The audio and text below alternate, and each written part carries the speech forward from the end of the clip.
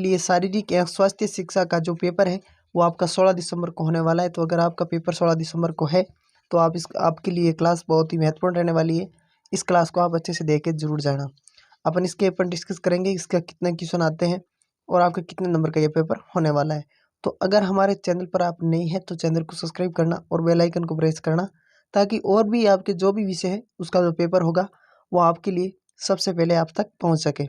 तो अपन देखते हैं कि आपका 16 दिसंबर को जो पेपर है वो आपका कैसा आने वाला है। तो आपकी ये 30 नंबर का पेपर आएगा और 30 में से अगर आप 30 लाना चाहते हैं तो हमारे चैनल को इस वीडियो के अंदर पूरा देखना और आपको पता चल जाएगा कि आपके किस प्रकार के इंपॉर्टेंट क्वेश्चन है जो आपको देखने को मिलेगा। और इसके अंदर आप 30 में से 30 अच्छे से ला सकते हैं और अपने अपने अधिक से अधिक मित्रों तक शेयर भी कर दें।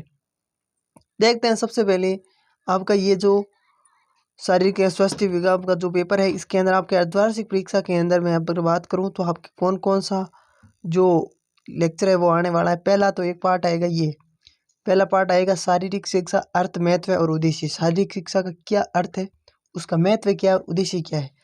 और दूसरा है कि मानव शरीर वृद्धि और विकास, ये दो आएंगे।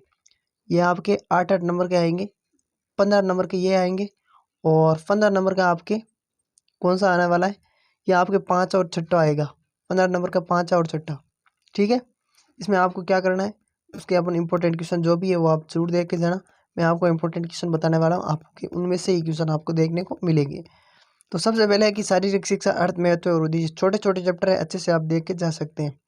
शिक्षा का मुख्य उद्देश्य बालक के व्यक्तित्व संरक्षण विकास करना। व्यक्तित्व दो का आधार है। प्रथम स्वास्थ्य एवं सुगठित शरीर, द्वितीय स्वास्थ्य चिंतन में व्यवहार। स्वास्थ्य शरीर से तात्पर्य है कि शारीरिक अंगों प्रत्यंगों स्वस्थ वृद्धि तथा उसका समुचित विभाग, सभी अंगों की निर्धारित कार्य क्षमता। आपको पूछा है कि स्वास्थ्य शरीर से क्या तात्पर्य है, तो आपको ये लिख कर आना है कि शरीर के अंग और प्रत्यंगों की सुव्यवस्थित वृद्धि।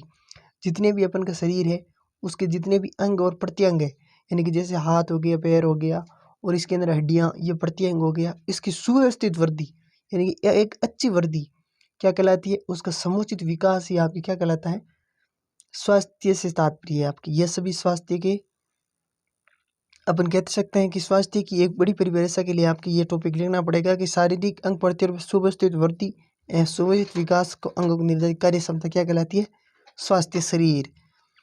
इसके अंदर अपन है स्वास्थ्य शरीर चिंतन। शरीर की एक ऐसी मानसिक दक्षता है जो बालक के उचित योग और निर्णय लेने में उचित कार्य करने की क्षमता को प्रदान करता है।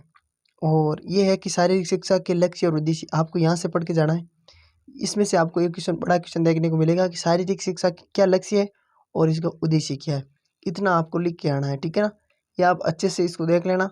और इसकी पीडीएफ के लिए हमारे 86968126 और 73 पर आप तुरंत मैसेज करें, आपको इसकी पीडीएफ मिल जाएगी। आगे देखते हैं, आगे क्या है कि ये central acquired board of physical education and recreation 1956 के प्रतिवेदन, ये आपको ध्यान रखना। इसकी स्थापना कब हुई थी, central advisory board of physical education and recreation 1965 के अंदर। ये आपको ध्यान रखना, ये आपके एमसीक्यू के अंदर पूछा जा सकता है। के अनुसार शिक्षा उद्देश्य के लिए प्रकार है, शारीरिक अंगों की पुष्टता का विकास, स्नायु एवं मांसपेशी कुशलता का विकास, चरित्र एवं व्यक्तित्व का विकास। आपको ये पूछा कि शारीरिक शिक्षा का क्या उद्देश्य है, तो ये आपके 3 ये पॉइंट आपको जरूर लिखने हैं। जो मैं बता रहा हूँ आपके यहीं से क्वेश्चन आपके सीधे छपने वाले हैं, आप जरूर देख के जाना इसको। आपका अगर 16 दिसंबर को पेपर है तो आप अच्छा कर सकते हैं, ये आप ध्यान रखना। आपको अभी तक बुक नहीं मिली है तो इसमें बुक आपको देखकर जरूर जाए। तो इसमें देखिए कुशल नेतृत्व, अधिक सुविधा और शारीरिक विकास, मानसिक विकास, ये आपको यहाँ से देख कर जाना कि ऐसा क्वेश्चन आएगा कि विभिन्न विचारों को तो शारीरिक शिक्षा शास्त्रियों के दृष्टिकोण से शारीरिक शिक्षा के उद्देश्य को कुछ वर्गों में बांटा जा सकता है। आपको पूछेगा कि शारीरिक शिक्षा के उद्देश्य को है जो कितने वर्गों के अंदर बांटा जा सकता है, तो आपको लिखना एक शारीरिक विकास, मानसिक विकास और गामक विकास, सामाजिक विकास, शारीरिक एवं शिक्षा, ये आपको 4 पॉइंट लिखने हैं। शारीरिक एवं शिक्षा का महत्व आपको ये पूछेगा, आपको यहाँ से भी एक शारीरिक शिक्षा का महत्व है जो करके आना है। ये आपके महत्वपूर्ण बिंदु है, इसको आप अच्छे से देख जाना है। शारीरिक शिक्षा का सामान्य शिक्षा का एक अभिन्न अंग है, ये आपके एमसीक्यू है। ये जितने महत्वपूर्ण बिंदु है ये आपके रिक्त स्थान के अंदर पूछे जाएंगे, आपको अच्छे से देख के जाना है। शारीरिक शिक्षा सामान्य शिक्षा का एक अभिन्न अंग है। आपको रिक्त स्थान का कैसे पूछेगा कि शारीरिक शिक्षा रिक्त स्थान अभिन्न अंग है। तो आपको लिखना है कि सामान्य शिक्षा का अभिन्न अंग है। खाली जगह के अंदर आपको लिखना सामान्य शिक्षा। जैसे अगला होगा कि शारीरिक शिक्षा का मुख्य उद्देश्य व्यक्ति का सर्वांगीण विकास है जो करना है।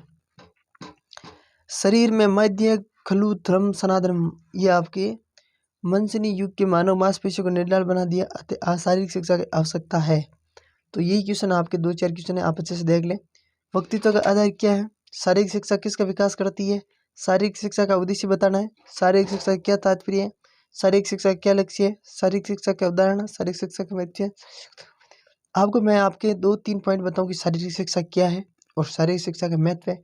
इसके अंदर आपको 2-3 पॉइंट तो आपको कॉमन लिखना है। पहला लिखना है कि शारीरिक शिक्षा से मनुष्य का सर्वांगीण विकास होता है, सोचने की क्षमता बढ़ती है और सोचने की क्षमता बढ़ती है। आपको ये लिखना है, सोचने की क्षमता बढ़ती है और आपकी क्या होता है, मनुष्य स्वस्थ रहता है। और एक लिखना आपको स्वस्थ मस्तिष्क का निर्माण होता है और व्यक्ति के विचारों में परिवर्तन होता है। तो आपके 2-3 पॉइंट है जो अच्छे से आपको लिख के आने हैं। और ये भी लिख देना कि शारीरिक योग करने से, इसका शारीरिक शिक्षा का मतलब क्या होता है कि जिसमें आपको योग करना, जितनी भी जो भी एक्टिविटी आप करते हैं वो शारीरिक शिक्षा के अंदर आती है। आप सभी को पता है, तो आप उसे लिख दो अच्छे से, क्या योग करने से क्या होता है। या फिर जो सुबह सुबह फिजिकल करते हैं, जो रनिंग करते हैं या कुछ एक्सरसाइज करते हैं, उसे क्या फ़ायदा होता है। अपन पूरे दिन एक पॉजिटिविटी के साथ रहते हैं, अपन को आलस नहीं आता है, कोई काम अपन अच्छे तरीके से कर सकते हैं।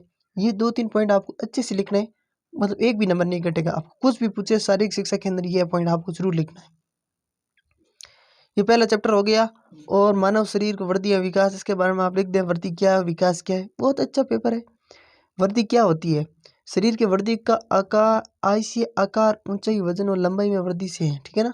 मानव शरीर में वृद्धि उनके विभिन्न अंगों आनुपातिक तरीके से होती है। मानव शरीर में वृद्धि की प्रक्रिया किशोर अवस्था लेकर प्रौढ़ावस्था तक बढ़ने के साथ साथ ये मंद बढ़ने लगती है। वैसे ही पता है कि किशोर अवस्था से लेकर आपके वृद्धावस्था तक तो कम ही पड़ेगी, फिर क्या वृद्धि बढ़ेगी। वृद्धि बढ़ती है तो आपकी बाल्य अवस्था से लेकर किशोर अवस्था तक। तो इसमें आपके विकास को प्रभावित करने वाले कारक कौन कौन से हैं, ये भी आपको पूछा जा सकता है। तो इसमें आपको वातावरण करना है, वंशागत कारक करना है, खान पान और रहन सहन, और योगा और व्यायाम, विद्यालय शिक्षा और अशैक्षिक प्रवृत्तियाँ, शारीरिक विकृतियाँ, शुद्ध पेयजल, अच्छी आदतें, पारिवारिक वातावरण, ये आपको जरूर करके आने हैं। और ये क्वेश्चन आपको जरूर देख के जाना है एक बार। पीछे वाले क्वेश्चन जितने भी हैं वो आप अच्छे से देख के जरूर चाहिए, उसके में से आपके एक बार क्वेश्चन बाहर नहीं आना। विकास का आधार क्या है, ये आपके थोड़ा महत्वपूर्ण बिंदु अपन पढ़ लेते हैं। महत्वपूर्ण बिंदु से क्वेश्चन ज़्यादा आएंगे। शारीरिक वृद्धि का अर्थ या आकार या वजन वृद्धि, ये क्वेश्चन फिक्स आएगा कि शारीरिक वृद्धि क्या है, ठीक है, या वृद्धि क्या है। वातावरण, वंशागतिक कारक, खान पान, योगा, व्यायाम, विकास को प्रभावित करने वाले कारक, ये भी आएंगे। विकास को प्रभावित करने वाले कारक कौन कौन से, तो ये आपको ध्यान रखना है। तीसरा है कि व्यक्ति के विकास में 5 प्रमुख अवस्थाएं, शैशव अवस्था, बाल्य अवस्था, किशोर अवस्था, प्रौढ़ावस्था और वृद्धावस्था। जरूर याद करना व्यक्ति के विकास की 5 प्रमुख अवस्था कौन कौन सी है, तो ये आपके 5 प्रमुख अवस्था है। बालकों के विकास की दृष्टि से सबसे महत्वपूर्ण अवस्था कौन सी है, किशोर अवस्था। शारीरिक विकास की अवस्था का स्वर्णिम काल होता है। किशोर अवस्था विकास की अवधारणा का स्वर्णिम काल होता है, ठीक है ना। शारीरिक, भावनात्मक, सामाजिक, ज्ञानात्मक किशोर अवस्था में विकास या परिवर्तन की 4 अवस्था होती है। हालांकि किशोर अवस्था उन्हें एकांत की चाह पैदा करते हैं। बालकों की किशोर अवस्था में उन्हें एकांत की चाह पैदा करते हैं तथा कल्पना लोक में विचरण करते हैं तथा जीवन की वास्तविकता से इसे किशोर अवस्था में अवगत करा रहना चाहिए, ठीक है ना। ये पॉइंट आपको अच्छे से देख के जरूर जाना है। ये आपके तीसरा चौथा नहीं आएगा, 5वां और छठा है जो आपके आने वाला है। 5वें और छठे में आप देख सकते हैं 5वें छठे में कौन कौन से क्वेश्चन है जो इम्पोर्टेंट है। तो ये चैप्टर है 5वां साहित्य। अभी ये 5वां चैप्टर आपके सामने है, चौथा है, ठीक है। 5वां कहाँ है, 5वें चैप्टर की अपन बात करें तो ये देखिए 5वां चैप्टर के अंदर ये आपके तीसरा और चौथा आपके वार्षिक परीक्षा के अंदर आने वाला है। बाकी 5वां और छठा आपके है जो इस अर्धवार्षिक परीक्षा के अंदर पूछा जाएगा। तो ये 5वां चैप्टर है। इसमें देखिए स्वास्थ्य शिक्षा, परिभाषा, महत्व और लक्ष्य क्या है, ये आपको अच्छे से देख के जरूर जाना है। अपन इसके जितने भी इम्पोर्टेंट है ये आपको ध्यान रखना कि स्वास्थ्य प्रभावित करने वाले कारक कौन कौन से हैं। एक तो पैतृक कारण होता है, जो आपके माता पिता से होते हैं। जिसका माता पिता का स्वास्थ्य अच्छा नहीं रहता है उसके बच्चे भी ऐसे ही होते हैं। वातावरण के घटक, जितने भी अपन चारों ओर के वातावरण है उसके घटक, उसके अंदर अगर प्रदूषित वातावरण है तो हम भी बीमार हो जाएंगे। मतलब ये 2-3 पॉइंट आपको अच्छे से ध्यान रखना है। पारिवारिक एवं आर्थिक स्तर, कुछ गरीब लोग होते हैं जिसको खाने के लिए अच्छा पौष्टिक आहार नहीं मिलता है, तो फिर वो क्या करता है, गरीब हो जाते हैं, विकृत हो जाते हैं, उसकी हड्डियाँ सूख जाती है और चेहरा पीला पड़ जाता है। इस पर आपको ध्यान रखना है। परिवार के आर्थिक स्तर, ये हो गया। स्वास्थ्य सेवाएं, स्वास्थ्य सेवा भी हो सकती है कि अगर किसी को बीमार हो गया तो उसको टाइम पर टेबलेट नहीं मिली, दवाई नहीं मिली, तो वो उसकी स्वास्थ्य की जो कमी है वो बनी रहेगी। स्वास्थ्य शिक्षा का लक्ष्य क्या है, ये भी आपको ध्यान रखना। स्वास्थ्य शिक्षा क्या लक्ष्य है, ये 5 पॉइंट आपको जरूर याद करके जाना है। ठीक है, आगे देखें तो ये आपके चैप्टर कंप्लीट हो चुका है। बाकी अपन फिर से मिलेंगे। ये छठे चैप्टर के आपको महत्वपूर्ण जितने भी बिंदु हैं वो आप देख कर जरूर जाए, आपका फिर बहुत अच्छा होगा। All the best, thank you very much.